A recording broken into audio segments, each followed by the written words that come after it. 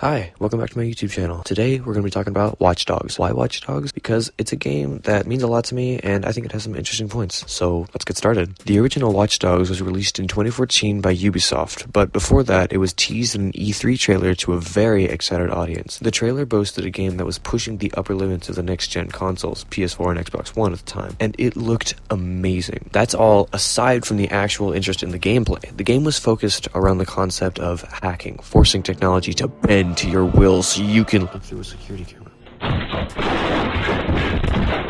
At the time, hacking had always been an afterthought in video games. Lots of COD games had them, but they were usually just little gimmicks that gave you small advantages in some way. But in this game, hacking would be a tool that you use to literally shut down an entire city. When the game was released, however, it was a little less than expected. In no way was the game particularly terrible, but it never reached the level of polish we were shown at E3. Going from this to this is quite a jump, but hey, it's gotta run on PS3 somehow, right? The actual game plays like a classic Ubisoft for your own title. Think Assassin's Creed, Ghost Recon, Grand Theft Auto. I mean, it's a Ubisoft game, nothing too special. They did, however, deliver on the hacking. You're able to hack anything with a Wi-Fi connection, quite frankly. Hack people's phones, hack cameras, hack power transformers and make them explode. What? Oh my...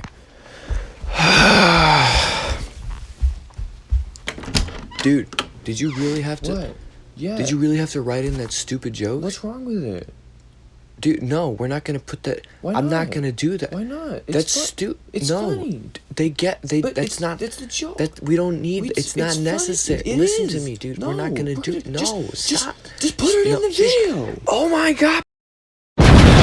The game really leans towards the Assassin's Creed style missions as well. Lots of stealth-based combat, using your surroundings. When the game was released, I remember hearing about it and my little 11-year-old brain was like, yo, that's cool! I want to be a hacker and blow stuff up! I fell in love with the game, not for the gameplay or graphics, but simply because the concept and characters were so cool to me. Enter Watchdogs 2. Watchdogs 2 released in 2016, 2 years later for those in the back. Unfortunately, however, 13-year-old me... Oh, look at a little teen. 13-year-old me didn't have any next-gen consoles, which it was now a PS4, Xbox One game only. I didn't play it until I was probably in my sophomore year of high school, but I absolutely loved it. I'm not sure what it was about the second game, but it just seemed to get everything right. And now that I was old enough to appreciate the finer aspects of games, I was 15, I noticed it a lot more. Watch Dogs 2 continued from the story of the first game, but now, instead of playing as Aiden Pierce in Chicago, you're playing as Marcus Holloway in good old San Francisco. The opening mission has you invading a CTOS building and deleting your CTOS profile, which is something that has never been done before. Also, CTOS is a citywide network that has very questionable motivations and policies, by the way. I didn't really explain that, but yeah, it's important. You do this to be recruited to an organization known as DedSec. DedSec is a hacker group that was present in the first game, but not as prominently as in the second game. In the original, Aiden Pierce worked as a sort of loose associate with DedSec, but in the sequel, you are directly a part of it. This made for a more interesting narrative and gave more weight to an organization that almost felt like a second thought in the first game. The narrative isn't the only thing that made me love this game so much. The first game had a very serious tone. Aiden was a dark, broken man trying to avenge his niece. Oh, it's so sad. The story was so heavy and bleak, and Ubisoft was obviously trying to tell a moving story. But with the second game, they threw all that out the window and said, yeah, fuck it, let's have some fun. They decided to show off the more colorful and creative side of the hacking community. All the characters had fun personalities and oftentimes had interesting conversations with each other. The missions went from super serious to more lighthearted, fun pranks. In one mission, you steal the cyber car from a movie set and take it on a remote-controlled joyride through the city. Not only that, but Ubisoft gave you much more freedom over the things you were allowed to do with your hacking. Instead of just one button to hack like in the first game, you were now able to hold the hack button and press one of the action buttons to change what your hack did.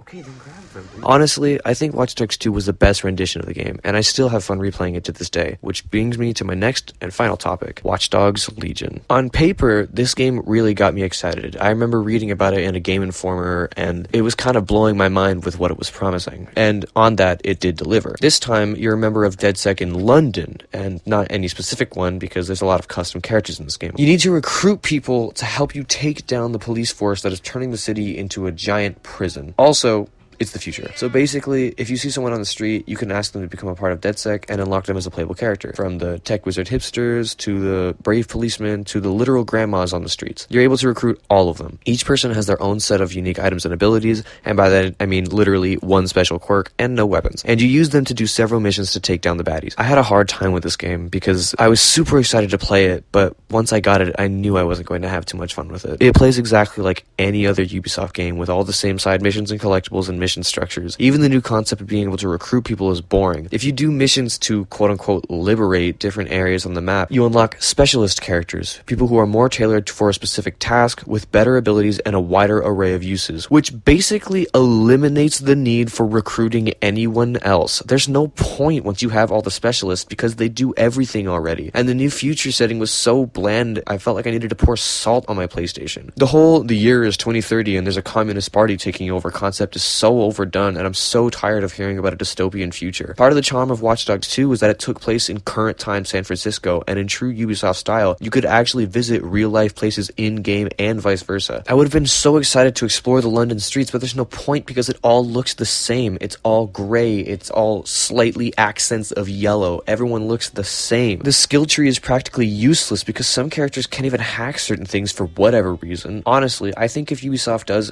another Watch Dogs game, I'm not sure if I'm going to play it. It's almost like it was becoming another Assassin's Creed where they were just milking it as much as possible. I don't like to end it on a bad note, so instead, here's a major chord.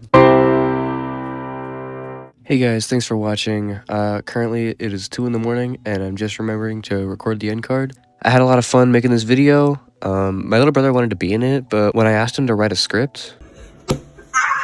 Also, I have a 5-song EP coming out July 25th, the Headspace EP. I'm really proud of it. I've been working on it for a while now, and I'd love it if you guys check it out. It'll be on Spotify, YouTube Music, Apple Music, Deezer, if you use that. Apparently people use that.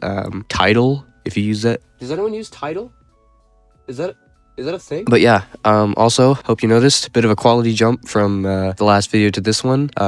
Expect more content like this. Consider subscribing if you liked it. Like, comment if you have a game idea that I should cover. I'm open to really anything, not just games either. You know, if you want to do movies or, I don't know, music. I like those things, so I can talk about those. But yeah, thank you for watching.